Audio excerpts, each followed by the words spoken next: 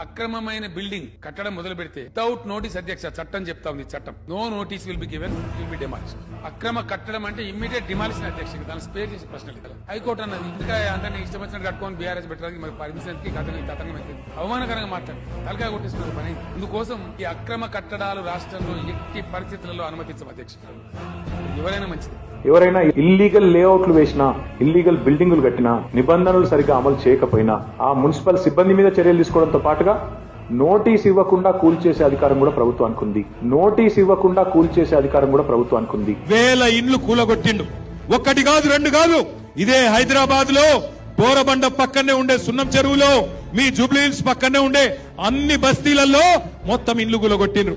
రేపు మీ బోరబండ మీదికి బుల్డోజర్ రావద్దంటే, మీ బోరబండలో గరీబోళ్ళ ఇల్లు కూలొద్దంటే కేసీఆర్ గారు పంపే సునీత గోపీనాథ్ గారిని గెలిపించండి.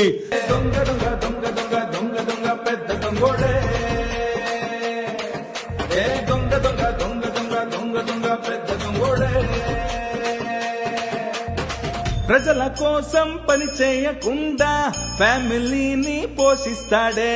దొంగ దొంగ దొంగ దొంగ దొంగ దొంగ పెద్ద దొంగోడే.